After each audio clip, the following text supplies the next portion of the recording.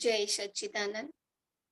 ओम तपोवन ध्यान योग आयोजित महिला ध्यान सत्र के 10वें चरण में आपका हृदय से स्वागत करते हैं। तो आइए हम सब साथ मिलकर गुरु शक्तियों का आह्वान करते हैं। सभी एक आरामदायक स्थिति में बैठ जाएं, आंखों को कोमलता से बंद कर लें और हम गुरु शक्तियों का आह्वान करेंगे। जो जिस स्थान पर है कृपया उस स्थान पर बैठ जाएं। गुरु शक्तियों का आह्वान हो रहा है।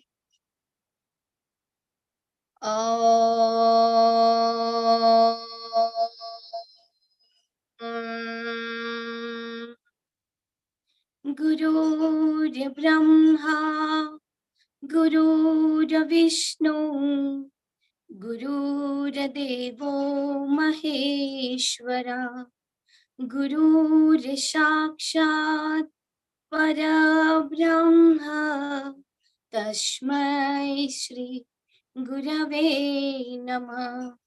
तस्मै श्री गुरवे नमः।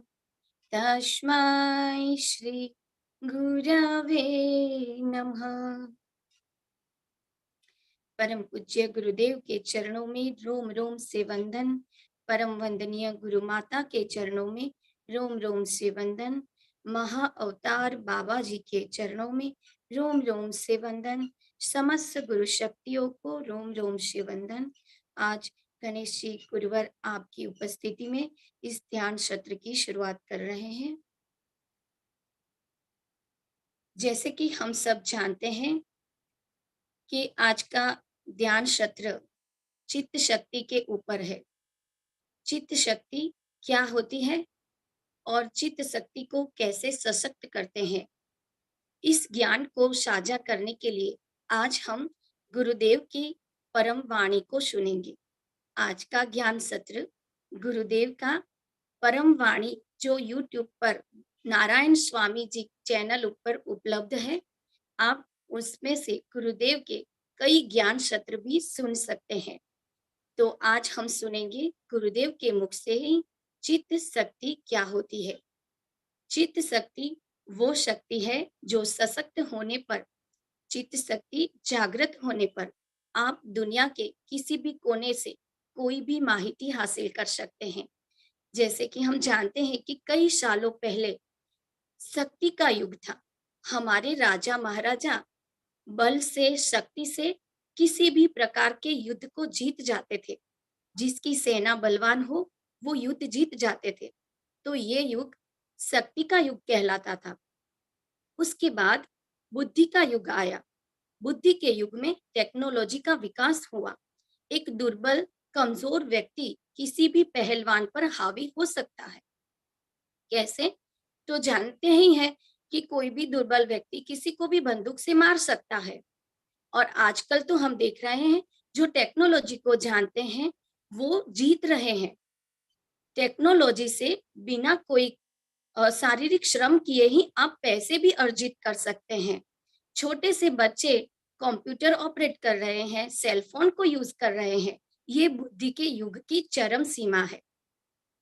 तो अब जब हम जिस युग में जी रहे हैं वो है बुद्धि के युग का अंत और चित्त शक्ति के युग की शुरुआत। हम सबको पता ही है, धीरेन्द्र शास्त्री जी, आपने इसका नाम सुना ही होगा। वो किसी भी व्यक्ति का संपूर्ण जीवन ऐसे ही बता देते हैं, किसी के मन को ऐसे ही पढ़ सकते हैं। कौटिल्य जो अभी 14 साल का एक बच्चा है वो भी किसी के मन की बात समझ सकता है। तो ये सारे लोग चित्त से सशक्त हैं। जिसका चित्त सशक्त है वो किसी के भी मन की बात समझ सकता है। दुनिया के किसी भी कोने में क्या हो रहा है उसका पता लगा सकते हैं। तो चित्त शक्ति के युग की शुरुआत हमारे ओम तपोवन आश्रम में भी हो चुकी है। हमारे ओम तपोवन आश्रम में मिड ब्रेन एक्टिवेशन शिविर होता है, जिसमें गुरुदेव बच्चों का मिड ब्रेन एक्टिवेशन करके उसको आज्ञा चक्र के साथ जोड़ देते हैं और बच्चे आंखें बंद करते ही सारा ज्ञान पता लगा लेते हैं। कुछ भी देख सकते हैं बंद आंखों से। बंद आंखों से वो दुनिया के किसी भी कोने में कोई भी व्यक्ति क्या कर रहा है वो भी पता लगा रहे हैं। तो ये एक चित्त शक्ति की शुरुआत ही है।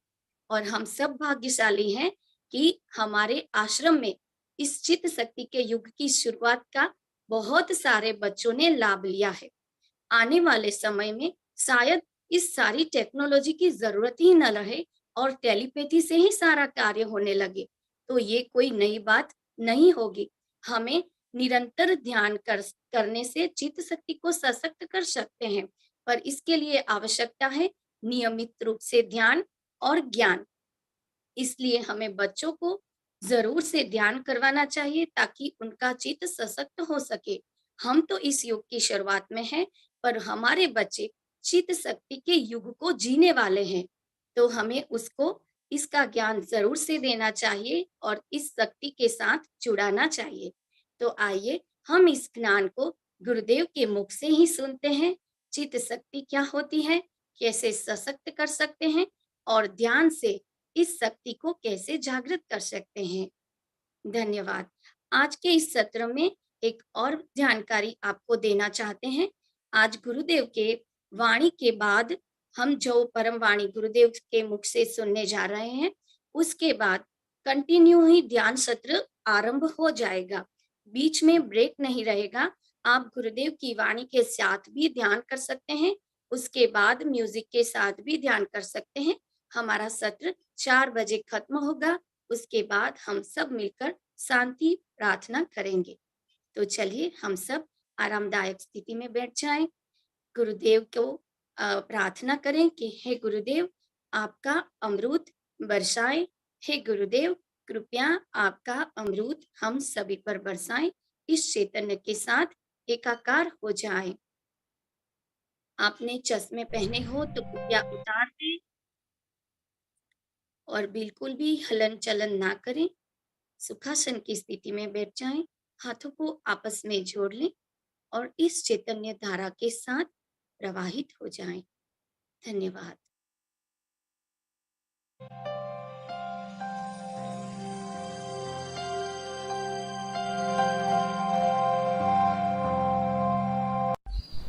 जय सच्चिदानंद। साधक को प्रथम अनुभूति बड़ी संतोषदायी होती है।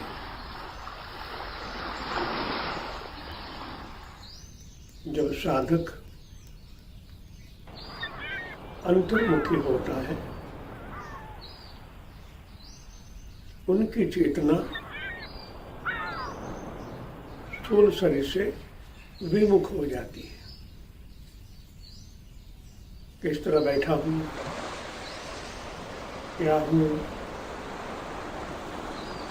स्थूल जगत का तमाम कट हो जाता है।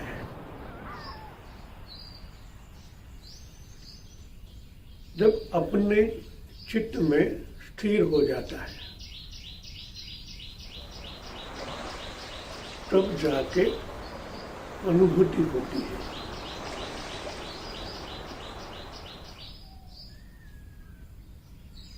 जब अंतःकरण में एक अलग प्रकार की उन्मुख अनुभूति का अनुभव होता है और बड़ी संतोषदायी होती है। तो जीवन में प्रथम बार ईश्वरी चेतना का अनुभव होने लगता है। मन को बहुत संतोष होता है। आज तक मैं जो समझता था, मेरे ख्याल में जो ज्ञान की परिभाषा मैंने अंकित की थी, ऐसा तो यहाँ कुछ नहीं है। फिर भी कुछ अलग सा महसूस होता है। उस समय वहीं पर चित्त रम रहा है और हट भी जाता है। उस समय वहीं पर चित्त रम रहा है। चित्त माने चैतन्य।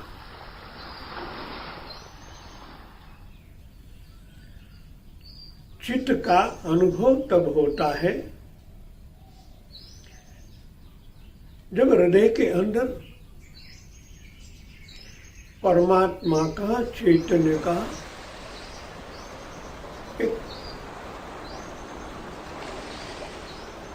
जिनको कहे हैं, जिस तरह हम लाइट ऑन करते हैं और पूरे कमरे में प्रकाश छा जाता है, वैसा ही अपने अंतःकरण में चित्त का उदय होना महसूस हो रहा है। ये चैतन्य परमात्मा का है, उसके अंदर माँ भगवती का भी है और परमात्मा सच्चिदानंद रूप से वहाँ अवतरित होते हैं, तब दोनों का संगम से एक आह्लादक वातावरण पैदा होता है। क्योंकि अभी मन को एकाग्रता उतनी नहीं है, इसलिए जहां तक मन उनके साथ अनुभव कर रहा है, अभी एकाकार नहीं हुआ है। इसलिए जिस तरह टीवी में पिक्चर आते हैं और कभी बंद भी हो जाता है, इसी तरह चित्तालय में मन का अनुभव इस तरह होता है, क्योंकि मन अभी स्थिर नहीं हुआ है, ओतप्रोत नहीं हुआ है, इसलिए चित्त प्रकट भी होता है और विमुख भी हो जाता है। यहाँ अलग अलग प्रकार की अवस्थाओं का अनुभव होता है। मन जैसे जैसे स्थिर होता है, इस तरह सूक्ष्म शरीर, फिर कारण और चित्त का अनुभव तो महाकारण में होता है। एकाग्रता का पराकाष्ठा के बिना कभी धुंधला सा, कभी प्रगाढ़, कभी उनसे भी प्रगाढ़, फिर वहां मन का अवतरण स्थिर न रहने से चित्त प्रकट भी होता है और विमुख भी हो जाता है। वही सर्वशक्ति सम्मोहित चित्त का आधार है। जागृता शक्ति वही पर सर्वप्रथम साधक को भूमि प्रदान करती है। वही सर्वशक्ति सम्मिलित, सर्वशक्ति सम्मिलित माँ भगवती का रमण 3 प्रकार से होता है। संकल्प, क्रिया और शक्ति। इनका मतलब है महाकाली, माँ लक्ष्मी, माँ सरस्वती, त्रिगुणात्मक शक्ति जब वहाँ स्थिर होती है, सर्वशक्ति संभवित, तीनों शक्तियों का मिलन चित्त का आधार बनता है। चित्त और चिति, इस दोनों में थोड़ा फर्क है। चित्त परमात्मा का ऐश्वर्य को कहते हैं, चिति माँ भगवती। इस तीनों का मिलन से एक बीज बनता है। मन जितना स्थिर होता है, इतनी अनुभूति प्रगाढ़ होती है। धीरे धीरे साधक वहाँ स्थिर होने की कोशिश कर रहा है। जितना प्रगाढ़ होगा, इतनी अनुभूति ज्यादा होगी। मन में पहली बार जब साधक को इन अवस्था का अनुभव होता है, तभी वो रोमांच अनुभव करता है।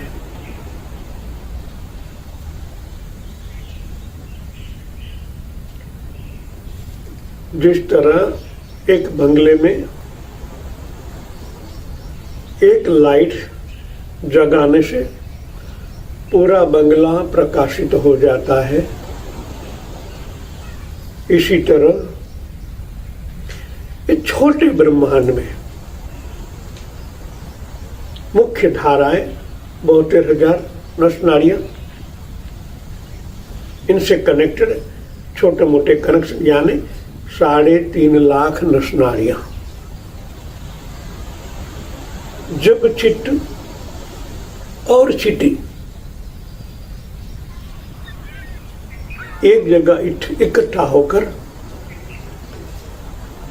जब अपना बीज बना लेते हैं, तब जो प्रकाश प्रकाशित होने लगता है पूर्णता से नहीं हुआ है, फिर भी हो रहा है। इस धीरे धीरे साधक जितना वहां स्थिर होगा, इतना उनकी प्रगाढ़ता बढ़ती जाएगी। इनका अर्थ ये है, जब ये प्रगाढ़ता धीरे धीरे नस नाड़ियों में से फैलता हुआ खरबों कोशों में अवतरित होने लगता है, इनसे भी प्लाज्मा नसें, जिस तरह हमारे बाल है उनसे भी पतली, उनको भी नसें कहते हैं प्लाज्मा। उस प्लाज्मा में जब इस चित्त का प्रकाश फैलने लगता है, इनके लास्ट छोर पर प्लाज्मा नसों के लास्ट छोर पर जब वहां चेतना का प्रकाश स्थिर होता है, तब ऐसे लगता है इस ब्रह्मांड में रात को जैसे खरबों तारे दिख रहे हैं। वैसा ही अनुभव साधक अपने कोश, कोशिका और नाभिक के अंदर कर रहा है।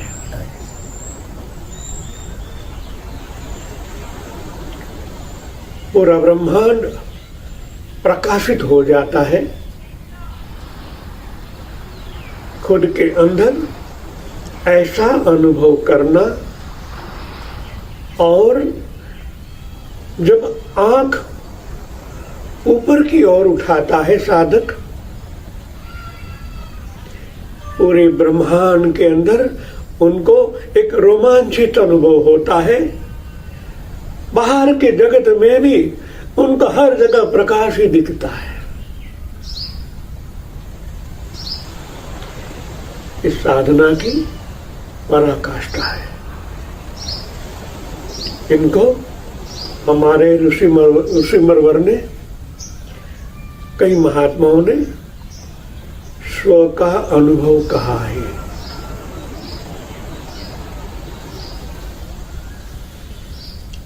मन जब विकेंद्रित होता है, एकाग्रता और समग्रता, ये मन का स्वभाव है। जब समग्र होता है तो पूरी रोम रोम में वो प्रकाशित दिखता है। जब एकाग्र होता है,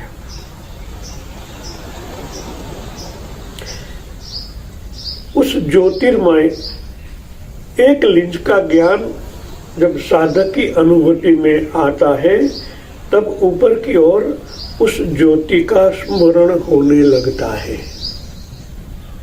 साधक एकाग्र होता है,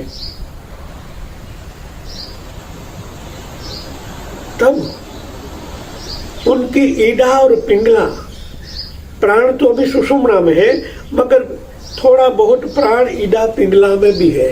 और धीरे धीरे दृष्टि ऊर्ध्वगमन होती है, तो इन नजरों के द्वारा एक अलग प्रकार की ज्योति दोनों आंखों में से होकर आज्ञा चक्र में स्थिर होती है। तब उनको एक ज्योतिर्मय, एक वाणमय संस्कृत का शब्द है, अपने वेदांत में से आया हुआ है। तब साधक को इन ज्योति का अनुभव होता है। यही ज्योति भगवान कृष्ण ने गीता में कहा है, अंगुष्ठ प्रमाण ज्योति स्वरूप मैं तेरे अंदर हूं।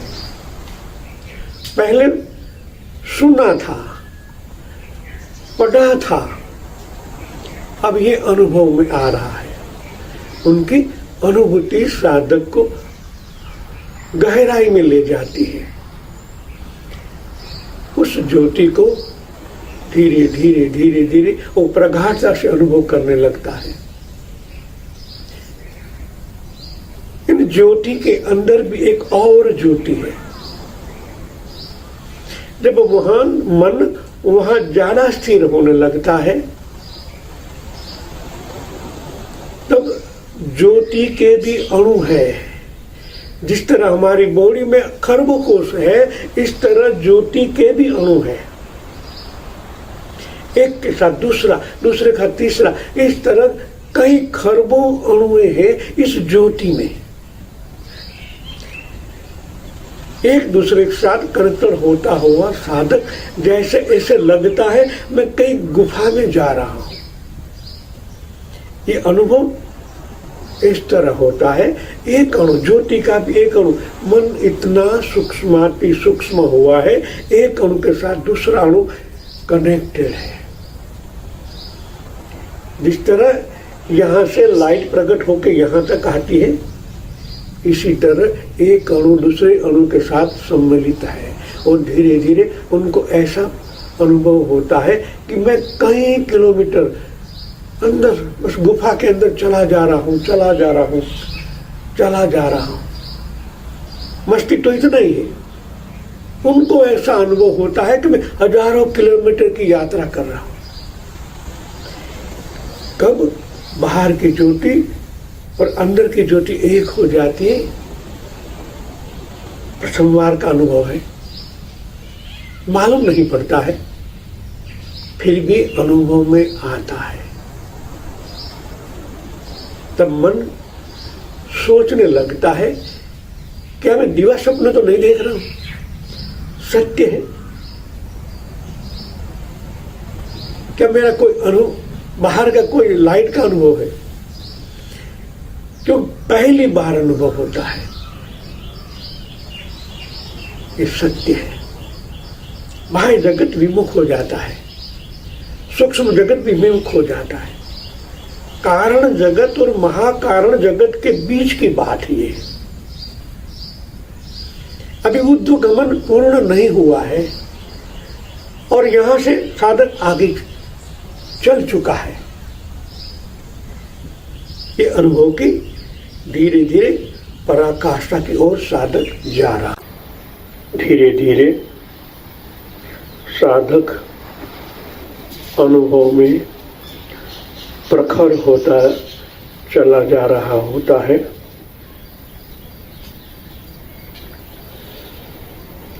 अब ये होता है, मन जिस तरह फिर समग्र होने लगता है, तो उनको शुभ्र वर्ण, ज्योति स्वरूप के ऊपर का शुभ्र वर्ण, जिनको शास्त्रों में प्रकाश कहा गया है, उनका अनुभव होने लगता है। तब समझना चाहिए कि शक्ति बहुत बड़ा कार्य करने को उद्यत हो गई है। ज्योति स्वरूप से जब प्रकाश का अनुभव होता है, तो ये अनुभव थोड़ा बहिर्मुखी होता है। जब साधक की साधना परिपक्व होती है, अब उनके रोम रोम से वो प्रकाश बाहर निकलने की कोशिश कर रहा है। इस चमड़ी के भी 7 पड़ है, उनके अंदर भी खरबों कोश है। जब यहाँ चित्त और चिति का संगम होता है, तब एक प्रकाश वर्ण उत्पन्न होता है। थोड़ा सा घर्षण हुआ, उनके प्रकाश उत्पन्न होता है। प्रकाश का अर्थ है परमात्मा चित्त चैतन्य का प्राण में कन्वर्टेशन होना, प्राण में उजागर होना, ईथर में प्रकट होने की संभावनाएं बढ़ जाना। इस सुब्रमण ईथर यानी प्राण तत्व का है। अब सर्जन विसर्जन की प्रक्रिया आरंभ होती है। या तो सर्जन ही होना चाहिए, फिर भी मैंने कहा विसर्जन। हमारे खरबों कोशों में कई कई जगह ऐसा नेगेटिव बहुले हैं, ब्लैक अज्ञानता के समझो, कर्मों के समझो, जो भी है उनका विनाश यानी उनका विसर्जन हो रहा है। वहां भी प्राण तत्व प्रकट होने का फोर्स बढ़ा रहा है, कोशिश हो रही है। जब ये पूर्णता से अंधकार, अज्ञान, कचरा कूड़ा, क्योंकि हम कई जन्मों से आए हैं, सब जन्मों का कचरा कूड़ा, जिस तरह हम थोड़ा कचरा डालें, दूसरे दिन थोड़ा कचरा डालें तो आगे वाला कचरा आगे बढ़ता है, और फिर डालें आगे वाला कचरा और भी आगे जाता है। इस तरह कई जन्मों के संस्कार, कर्म, कचरा कूड़ा उसके अंदर फोर्स से आगे बढ़ता जाता है। जो पीछे है वो उससे आगे जाता है, पीछे वाला दबाव करता है। जब ये पूर्णता की ओर जाता है, तब एक अणु मात्रा में कचरा कूड़ा रह जाता है। अभी उनको प्रकाश को बाहर जाने में दिक्कत होती है, इसलिए वहां घर्षण होता है। सुब्रमण्य की कभी लालाश, कभी ऑरेंज कलर भी प्रकट होता है। तभी 7 कलर वहां उत्पीड़न होता है।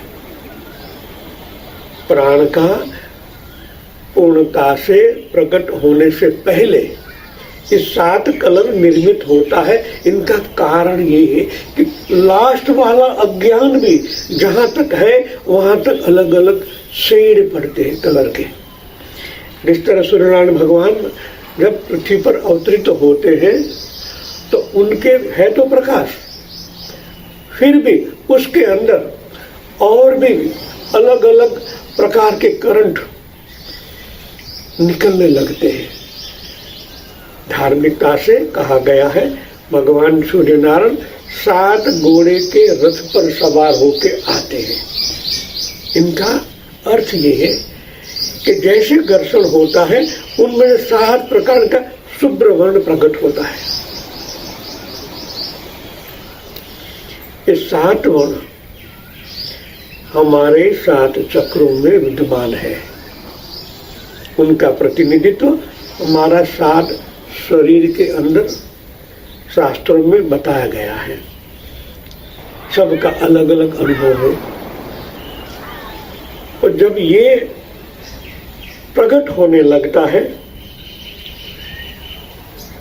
तब समझना चाहिए कि ये प्राण द्वारा जिस तरह ब्रह्मांड में सर्जन होता है,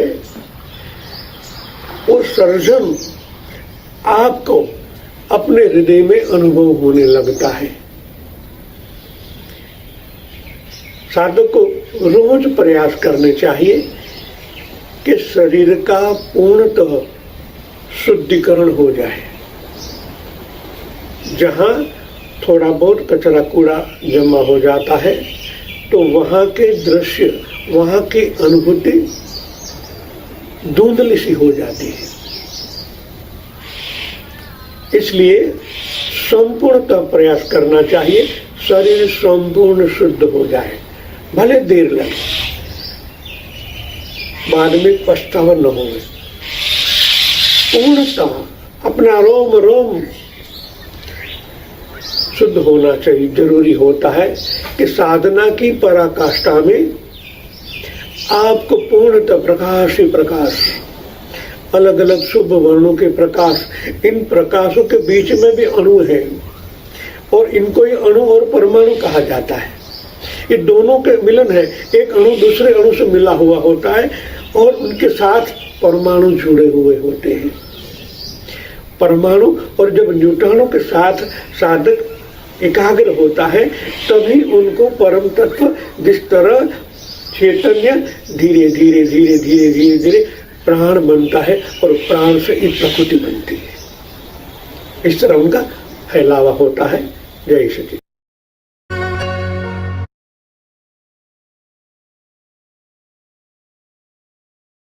वाइब्रेशन देखें, कृष्ण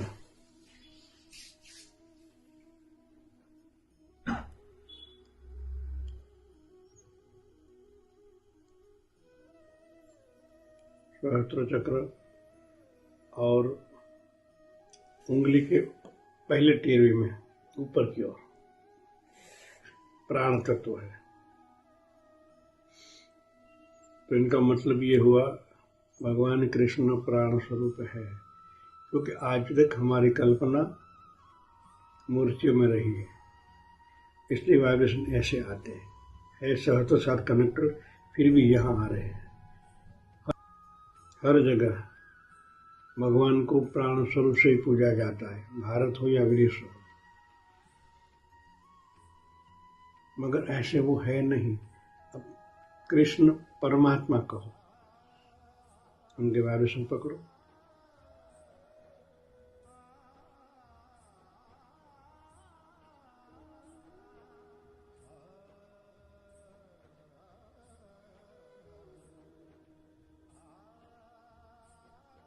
ज्यादातर सहस्त्र चक्र चालू हो गया, ऊपर कम हो गया ना। ये असली स्वरूप है उनको। तो हमें क्या करना है, दो हाथों में सहस्त्र चक्र में भगवान को अनुभूति करना है, भगवान की अनुभूति करना है। दोनों सहस्त्र चक्र में मन से बोलना है, भगवान कृष्ण परमात्मा।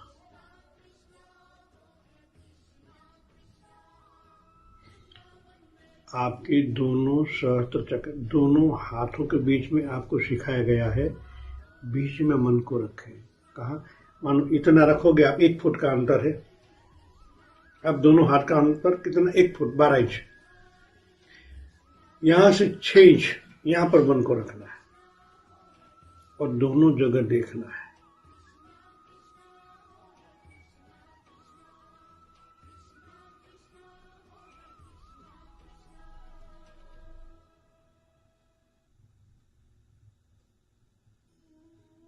दोनों सहस्त्र चक्र बीच में एक होते लगते हैं।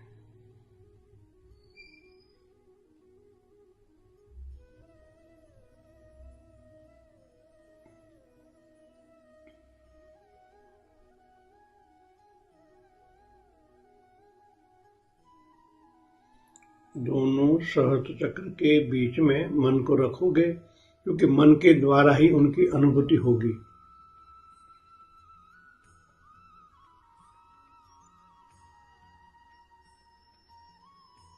एक अलग ऊर्जा का अनुभव आपका मन कर रहा है। सहस्त्र चक्र में एक अलग प्रकार की जिन छोटी छोटी छोटी छोटी ऐसी स्पंदन अनुभव होते हैं, मगर स्पंदन के द्वारा हमारे दोनों हाथों के बीच में जहां मन है वहां एक ऊर्जा का अनुभव होता है।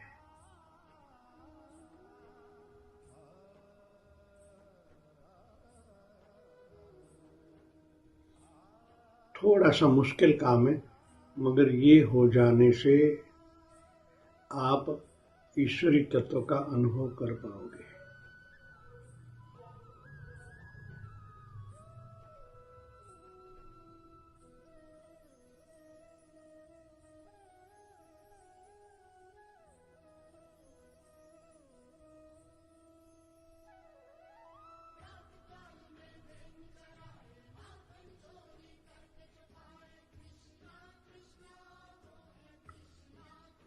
और दूसरी बात, जो आपने अनुभव किया वो सत्य है, सनातन सत्य है, यही परमात्मा का स्वरूप है।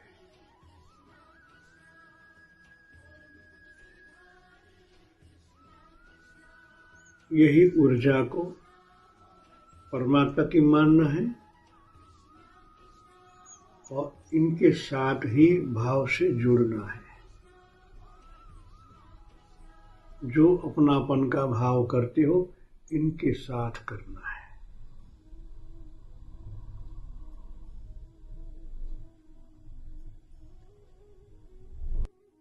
उनको ही प्रार्थना करना है। जो हम बाहर प्रार्थना करें छोड़ो, सही में वो प्रार्थना सही नहीं है, यही सही है। इन्हीं ऊर्जा को, इन्हों अपनापन, उनके साथ जोड़ो। आप मेरे अंदर ही हो, मैं अनुभव कर सकता हूं, आप ही मेरे हो और दूजा न कोई। यही परमात्मा का स्वरूप है जो मूर्ति में भरा जाता है, हर एक मनुष्य मात्र में होता है। कीट पशु पसंग लेके हर जगह यही स्वरूप है उनका। कल हम दृश्य में देखा ना, और उसके अंदर भी वही तो उतर रहा था। वही सत्य है जो आपके अंदर है और वही प्रकट हो रहा है। उनको मान लो,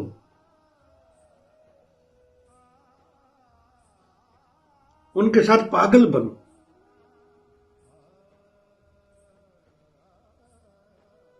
आप मेरे अंदर ही छुपे थे, मैं आज तक न पहचान पाया।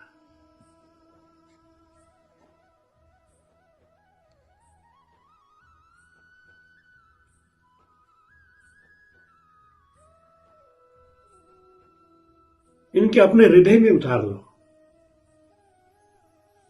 अपने मन मंदिर में बिठा दो।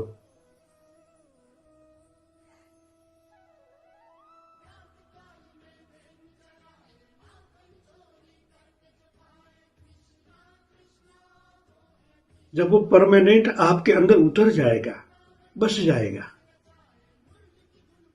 जो सर्वज्ञ है, सर्वव्यापी है, उनसे प्रेम करना है।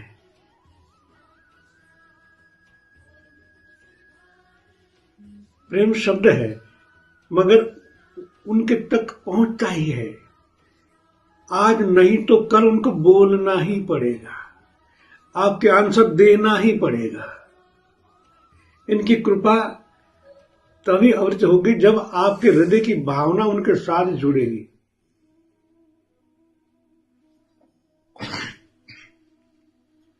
यही सनातन सत्य गुरुओं द्वारा प्रस्थापित किया गया है, ऋषि मुनियों द्वारा कहा गया है,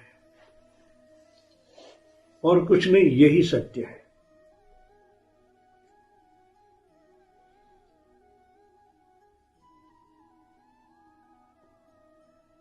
ध्यान के वक्त भी दोनों हाथों के सहस्त्र चक्र में निकलने वाली ऊर्जाओं को आप अपने हृदय में प्रस्थापित करो और हृदय से प्रार्थना करें। आज तक हम क्या करते थे, हमारे अंदर जो छवियां हैं उनको ही भगवान मानते थे, वो है ही नहीं। इसलिए परमानेंट परमात्मा के साथ तार जुड़ने में देर लगती है। वे है ही, इनको ही अपनापन मानना है, उनको ही भाव प्रकट करना है। आप यही हो, आप मेरे अंदर ही। कहां से प्रकट कर? आपके दोनों हाथों में से। दोनों हाथों में अनुभव हुआ ना, तो यही है, यही उनका स्वरूप है, जिसको कॉस्मिक एनर्जी पावर कहो, डार्क एनर्जी कहो, कुछ भी कहो। परमात्मा का ओरिजिनल स्वरूप यही है।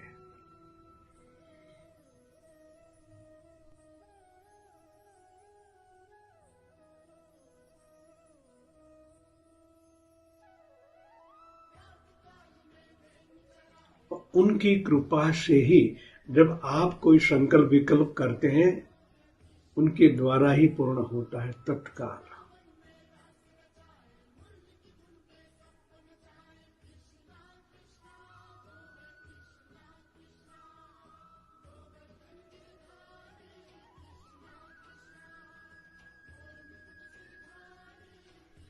कोई भी संकल्प कर रहा है, प्रेम से करना है। वो हमारे नौकर नहीं, हमारे परम पिता है।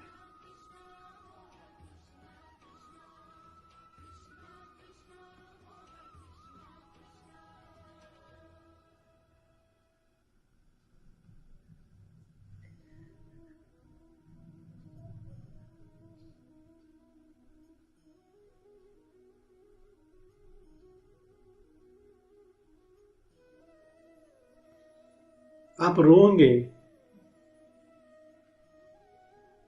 उनके हृदय में भी भावना प्रकट हो जाएगी।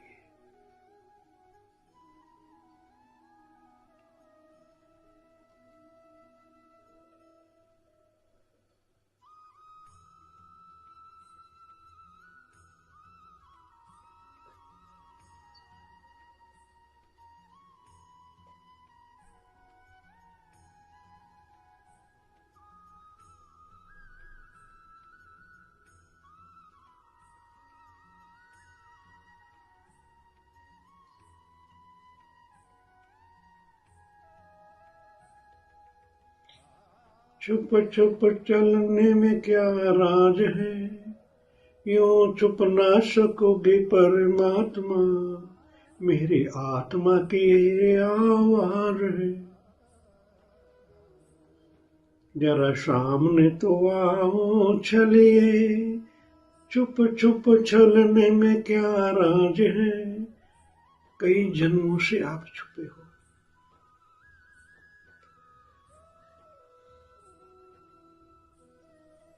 मेरे हृदय में प्रकट हो, मैं आपका हूं।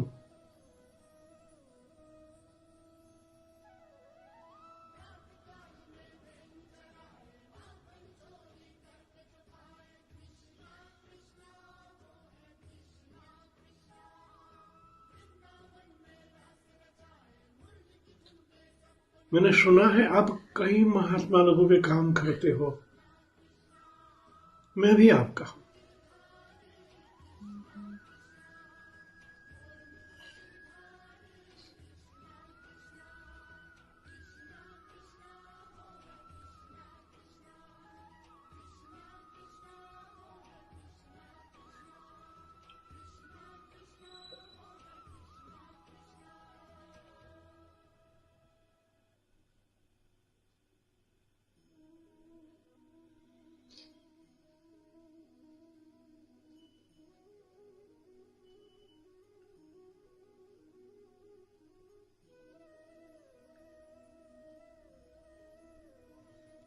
ऐसा बोलते बोलते शांत होकर मन को उनके अंदर एकाकार कर दे।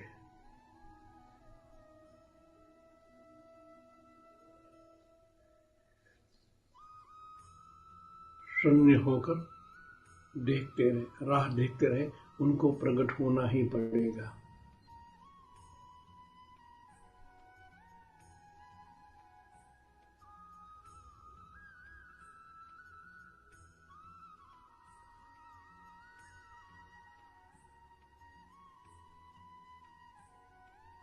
ओम तत्सत।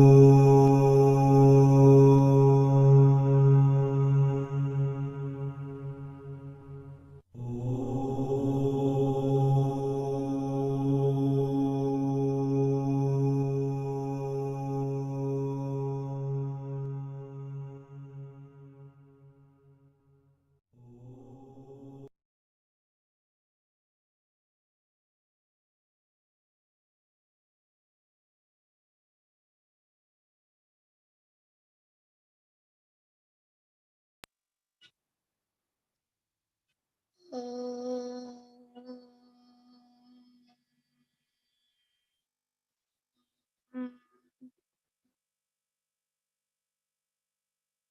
परमात्मा, विश्व में सबका कल्याण हो, शुभ हो, सबके विचार परमात्मा की ओर पॉजिटिव हो।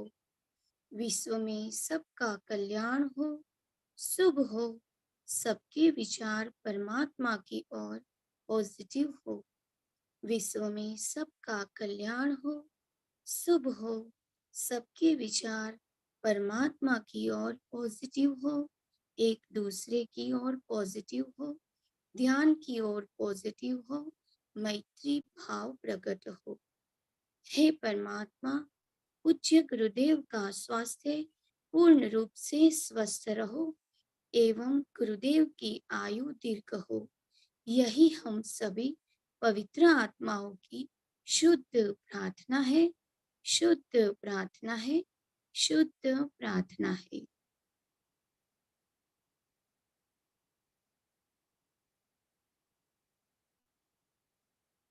आज के इस चैतन्य पूर्ण ध्यान के लिए परम पूज्य गुरुदेव का रोम रोम से धन्यवाद करते हैं।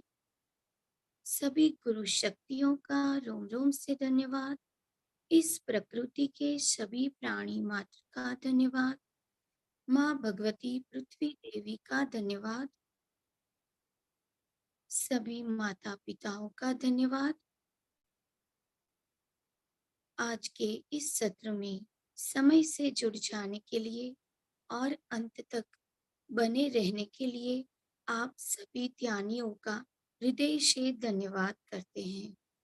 दोनों हाथों को आपस से खोलकर आपस में रगड़ लें और आंखों पर लगा लें।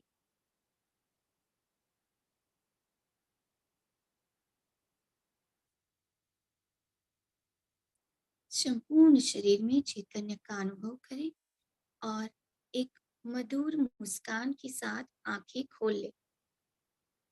धन्यवाद।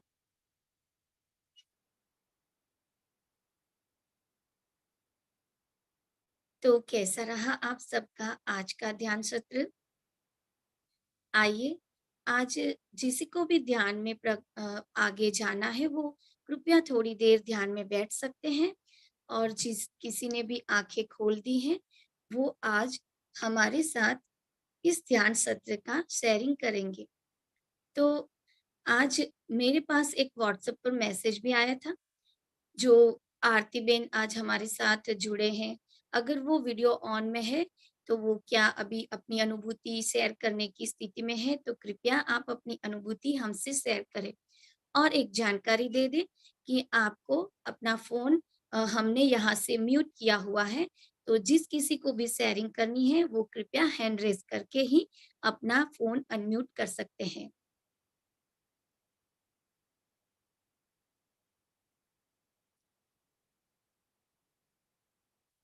आरती जी, आप हमारे साथ कैमरे ऑन में हैं और अब आप हमें देख रहे हैं, तो कृपया आप हमसे अपनी अनुभूति शेयर करें।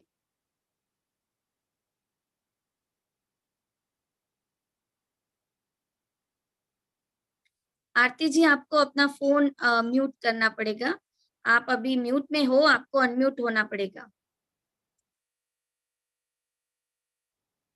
परम भाई, आप आरती जी को अनम्यूट करें। जय सच्चिदानंद સૌને जय सच्चिदानंद। મારો આ પહેલો એક્સપિરિયન્સ હતો ધ્યાનમાં બેસવાનો અને ગુરુજી સાથે જોડાવાનો. પહેલા તો સૌથી પહેલા તમને બહુ ધન્યવાદ, ગુરુદેવને ધન્યવાદ કે આટલો સારો અવસર આપ્યો તે બદલ. હું હમણાં 2 દિવસ પહેલા ધ્યાનમાં બેસી હતી ત્યારે મને એટલો સુખદ અનુભવ થયો કે જાણે આમ કહી ના શકું કે આમ મારા શરીરનો આમ આપણે એમ થાય ને કે કદ એકદમથી આમ વધતું જતું હોય, આપણે એકદમ ખુશમય આનંદમય એકદમ હોય, મારો હાથ જાણે એકદમ પરમાત્માએ પકડેલો હોય, એવા સારા સારા એવા અનુભવો થયા. ખૂબ મજા આવી ધ્યાનમાં બેસીને. એવું થયું જાણે પરમાત્માથી એકદમ નજદીક છો. અને ખૂબ એના સરસ. માટે આપણે ખૂબ ખૂબ ધન્યવાદ. આપ સૌનો ધન્યવાદ કે આપ આ સામૂહિકતા સાથે જોડાઈ રહ્યા છો. તો બીજા કોઈને પણ અનુભૂતિ શેર કરવી હોય તો કરી શકો છો. આપણું ધ્યાન સત્ર આપણે હિન્દીમાં આપવું જરૂરી બને છે, તેથી અહીંયા હિન્દીથી પ્રસારણ કરવામાં આવી રહ્યું છે. આપ ગુજરાતીમાં પણ આપનું શેરિંગ કરી શકો છો.